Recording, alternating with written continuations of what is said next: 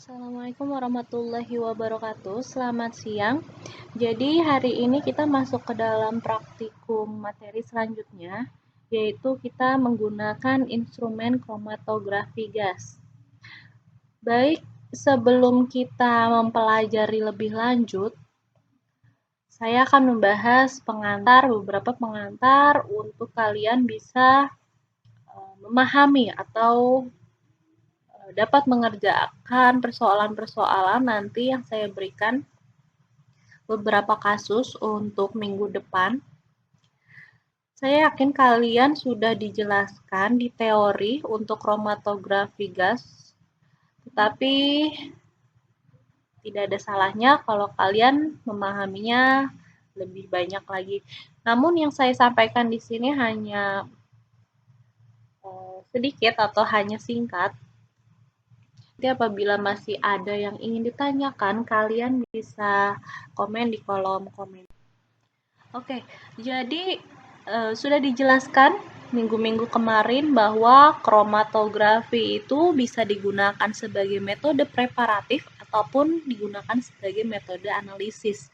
Preparatif itu maksudnya kromatografi dapat digunakan untuk memisahkan suatu komponen, sedangkan untuk metode analisisnya dia bisa digunakan untuk analisis kualitatif, untuk menentukan suatu komponen yang terpisah, kemudian analisis secara kuantitatif, yaitu mengetahui kadar atau konsentrasi dari komponen tersebut. Nah, untuk kromatografi gas sudah dipelajari juga bahwa yang membedakannya dengan kromatografi cair atau yang sudah kita bahas sebelumnya minggu kemarin, yaitu kromatografi cair tapi dalam sistem kinerja tinggi atau HPLC. Yang membedakan yaitu pada fase gerak yang digunakan. Nah, untuk kromatografi gas ini tentu fase gerak yang digunakan adalah fase gas. Sedangkan untuk fase diamnya ada dua, dia bisa menggunakan cair ataupun padat. Sama seperti kromatografi cair kemarin, jadi bisa dipartisi atau nanti interaksinya secara adsorpsi seperti itu. Oke, selanjutnya adapun syarat dari sampel yang dapat dianalisis dengan menggunakan kromatografi gas ini, yaitu memiliki temperatur penguapan yang cukup rendah atau tidak terlalu tinggi, yaitu sekitar antara 50 hingga 300 derajat Celcius. Jadi senyawa-senyawa organik yang mudah menguap yang bisa dianalisis menggunakan kromatografi gas ini. Namun ada pertanyaan, bagaimana kalau ternyata sampel atau komponen tersebut ada yang sulit menguap? Nah, itu bisa diselesaikan, yaitu dengan melakukan derivatisasi terlebih dahulu. Jadi derivatisasi itu banyak nanti metodenya, tapi kalian tidak perlu tahu karena kita di sini hanya belajar tentang bagaimana kalian menggunakan alat kromatografi gas ini. Nah, kenapa sih perlu derivatisasi ini? Karena memang kalau untuk senyawa-senyawa organik itu dominan atau kebanyakan dia memiliki gugus-gugus seperti hidroksida, kemudian ada amida, ada karbonil. Nah, semua gugus itu memiliki afinitas atau kemungkinan ikatan antara gugus satu dengan gugus yang lain dengan menggunakan interaksi ikatan hidrogen. Nah, tentu dengan makin banyaknya ikatan hidrogen pasti atau hal itulah yang membuat boiling point-nya atau titik dari suatu senyawa itu semakin tinggi. Nah, itulah alasan mengapa perlu derivatisasi.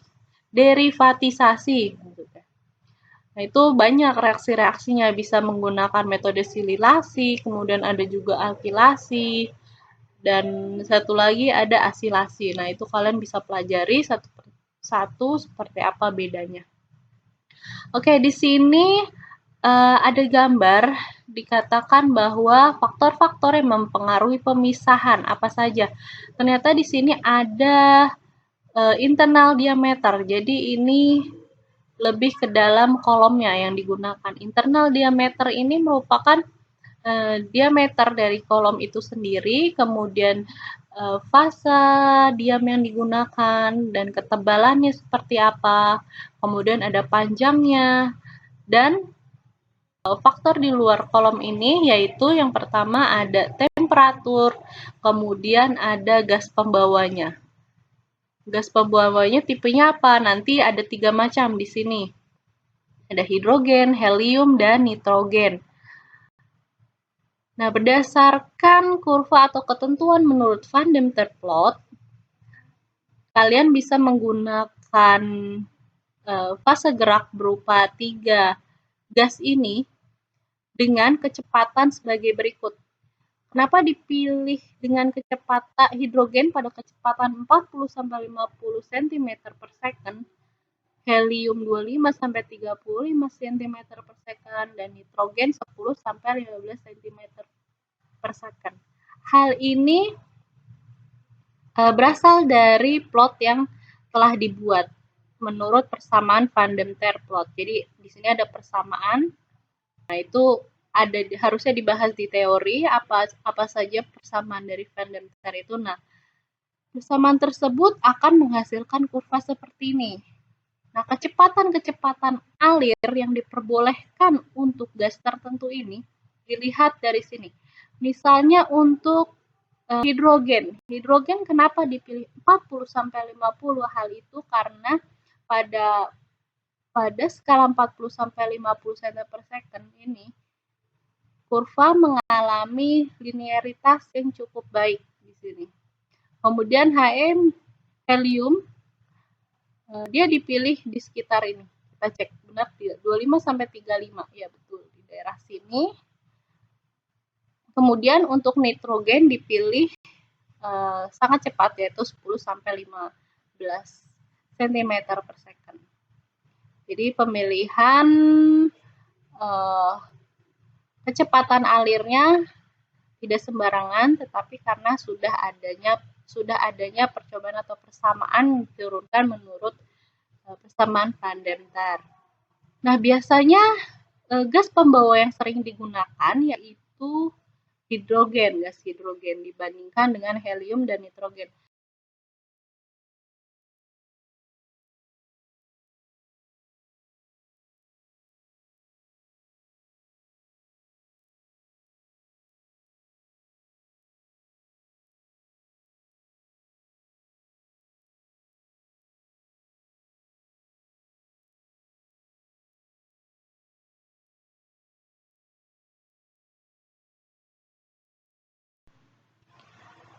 Selanjutnya saya bahas di sini tentang kolomnya.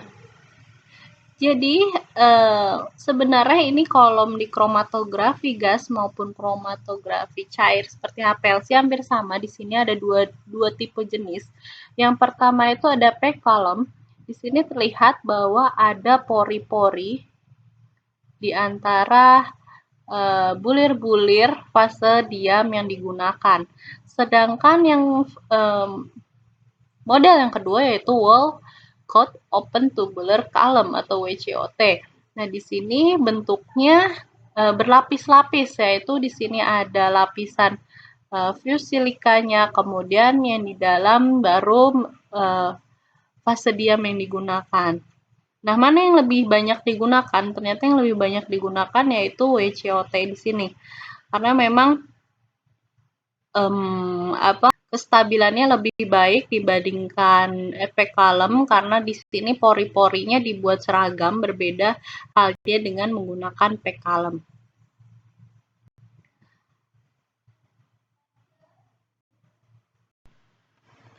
Kemudian di sini akan dibahas tentang fase diam yang digunakan. Jadi di sini ada beberapa syarat yang harus dimiliki oleh fase diam yang digunakan. Yang pertama di sini dikatakan bahwa memiliki volatilitas yang rendah. Hal ini diharuskan memiliki bahwa si fase diamnya harus memiliki boiling point atau titik didihnya paling tidak itu 100 derajat Celcius lebih tinggi dibandingkan operating temperatur. Jadi temperatur yang digunakan pada kolom tersebut. Jadi maksimal berapa? Misalnya maksimum yang digunakan yaitu bisa sampai 300 derajat Celcius. Berarti senyawa yang digunakan pada fase diam tersebut harus lebih tinggi 100, yaitu sekitar 400 derajat Celcius. Kemudian yang kedua harus thermostability. Jadi memiliki stabilitas termal yang baik. Jadi pada temperatur rendah hingga tinggi, misalnya dari temperatur 30 derajat sampai 400 derajat Celcius, fase diam itu tidak rusak atau stabil terhadap temperatur yang rendah hingga tinggi. Jadi range-nya tuh luas penggunaannya. Yang ketiga, secara kimia inert. Jadi kalau inert itu maksudnya dia tidak reaktif terhadap sampel yang akan dianalisis. Jadi memang salah satu syarat yang dapat digunakan yang menjadi syarat penggunaan fase diam ataupun fase gerak itu harus inert atau tidak dapat bereaksi dengan sampel yang digunakan. Karena apabila kalau nanti mereka baik itu fase diam atau fase gerak bisa berinteraksi atau memiliki reaksi kimia dengan komponen sampel, tentunya nanti komponen sampel tidak akan bisa dipisahkan atau nanti komponennya akan berubah menjadi senyawa lain seperti itu. Selanjutnya yang keempat, di sini ada karakteristik solvent yang digunakan. Jadi solvent atau pelarut dari sampel kalian itu juga akan mempengaruhi pemilihan kolom kalian. Nah, di sini ada beberapa aplikasi, contohnya apabila kalian ingin melihat atau menganalisis suatu alkaloid di sini, karena memiliki polaritas yang cukup polar, dia dapat menggunakan fase diam berupa vinyl metil silikon di sini. Karena memiliki temperatur range yang cukup tinggi, yaitu minus 60 hingga 325. Jadi cukup luas di sini. Jadi beberapa hidrokarbon dapat dipisahkan dengan menggunakan fase diam ini.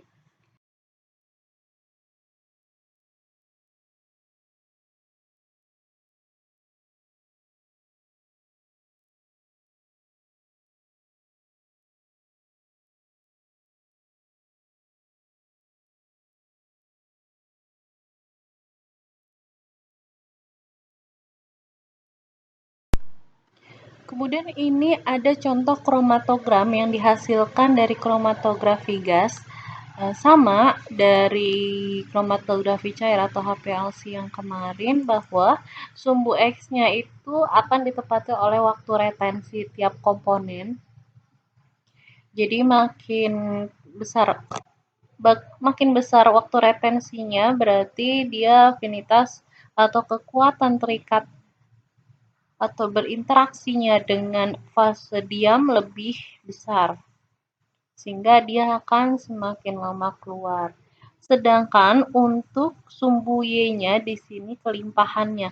Jadi untuk kromatografi gas ini lebih banyak menggunakan analisis kuantitatif dengan menggunakan tinggi puncak dibandingkan dengan luas area. Nah, nanti itu merupakan jadi salah satu tugas kalian. Kemudian di sini ada penggunaan kolom. Di sini ada stable wax. Jadi kolom ini merupakan nama atau merek dagang yang dapat diaplikasikan dalam melakukan analisis untuk mendapatkan komponen dietilen glikol dan juga etilen glikol dalam pasta gigi. Karena di sini melihat dari polaritas komponen yang akan dianalisis.